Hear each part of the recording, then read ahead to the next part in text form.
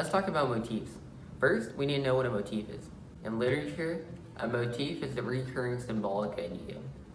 In Shakespeare's The Taming the Shrew, the motif of disguise is used several times. In The Taming the Shrew, disguises are used by the characters to break through walls they normally couldn't get past. For example, Lucentio urgently came to Padua to study. In Act 1, Scene 1, lines 208 to 213, Lucentio says to Tranio, "Thou shalt be master. Tranio, my stead, keep house and port and servants, as I should. I will some other be, some Florentine, some Neapolitan, or some meaner man of Pisa. 'Tis hatched, and shall be so. Tranio, at once, uncasely, take my colored hat and cloak." They exchanged clothes. In this quote, Lucentio saw Bianca and decided that he needed to marry her. To do that, he needed time, and to get time, he had to skip going to school. So he got his most trustworthy servants to take his place and pretend to be him. By using disguises, Lucentio and Tranio trade roles so Lucentio can get closer to Bianca. Another example is when Baptista decided his two daughters need to get tutors. Luckily, clever Lucentio and Hortensio have a plan to get past Baptista and get right to Bianca, and they disguise themselves as Cambio and Lydio, Latin and music teachers. Again, the motif of disguise is used by characters in the play to get privileges and opportunities they normally wouldn't have. Okay, now we're moving away from all this talk about motifs. Let's look at all the references Shakespeare makes in the play. First, let's look in Act 1, where Lucentio tells his servant Tranio, "Hark, Tranio, thou mayest hear Minerva speak," or in leave thou labor to the great Hercules. What these quotes have in common is a reference to Greek mythology. Shakespeare creates allusions in his writing to Greek and Roman nobles. His allusions help describe what is going on in the play and adds deeper meaning to the text as a whole. In the first quote, Lucentio is referring to the Greek goddess of wisdom.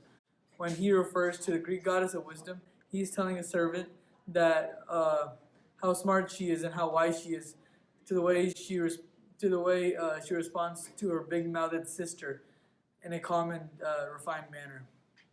This connection he makes to Greek mythology is often missed by unsophisticated individuals. The other quote alludes to Hercules, a super strong and labor-enduring god.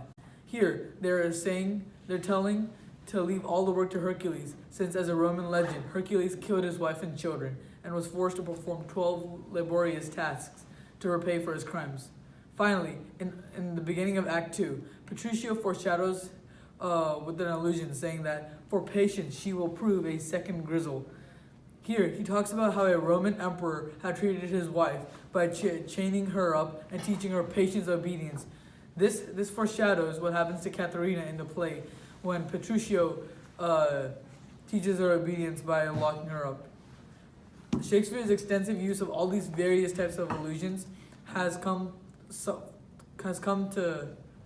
somewhere. Thinking when Shakespeare went to school, they taught him about Greek mythology and the stories and adventures that occurred in Greek history. His childhood knowledge influenced his writing by having these little Easter egg allusions throughout his writing to deepen the meaning of it. I do.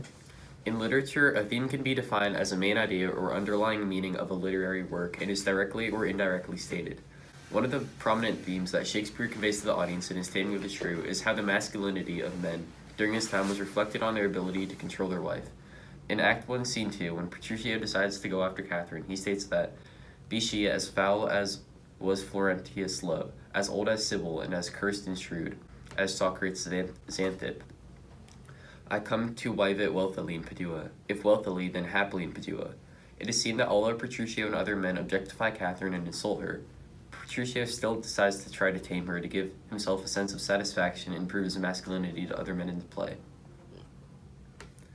A pun in literature is a play on words that produces a humorous effect by using a word or phrase that suggests two or more meanings. Since this work is a known comedy, Shakespeare utilizes puns to add comedic effect to the play. Petruchio contributes a great deal of these puns, and some are also seen in Act 1, Scene 2. For instance, when he states, "She moves me not, or not removes at least. Affection's edge in me, were she as rough as are the swelling Adriatic seas, I come to wive it wealthily in Padua."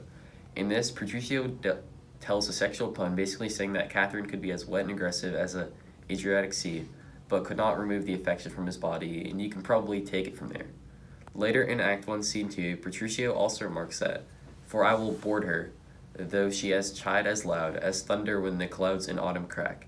Petruchio basically insults Catherine in his pun, but still says he's going to get with her. These puns not only add comedic effect to the play, but they also contribute to the previously stated theme.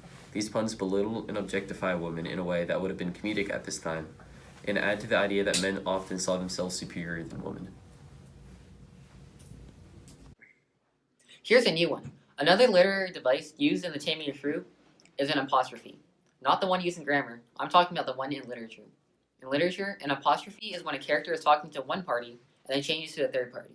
In the induction, from lines 35 to 36, when the Lord comes across the sleeping Christopher Sly, he cries out, "Grim death, how foul and loathsome is thine image." Recall that an apostrophe is a character talking to one party and then switching to a third. Initially, the Lord is referring to the sleeping Christopher. He makes a metaphor about the drunk beggar's appearance while he's sleeping. But then he calls out death himself in his foul image. Here, in this example, this is both a metaphor, since Sly is being compared to death, but also an apostrophe.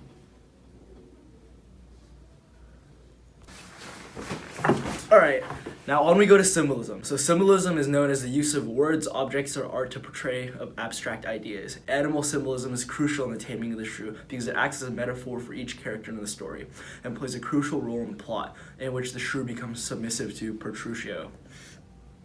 Comparing the traits of animals to that of humans in the case of the play allows Shakespeare to make sure his audience has a clear image as to what he wants portrayed.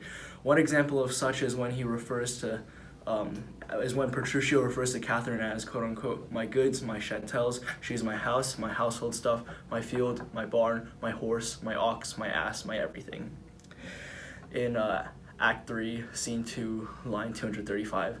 And not only can these be used as metaphors, symbolism by way of animals can also be used as like in a derogatory manner to relegate one to like a lower status when compared to a certain animal.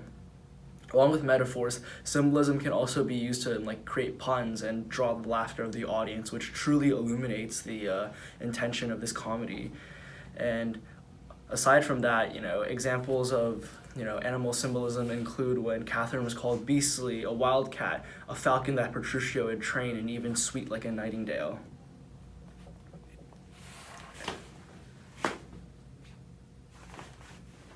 Along with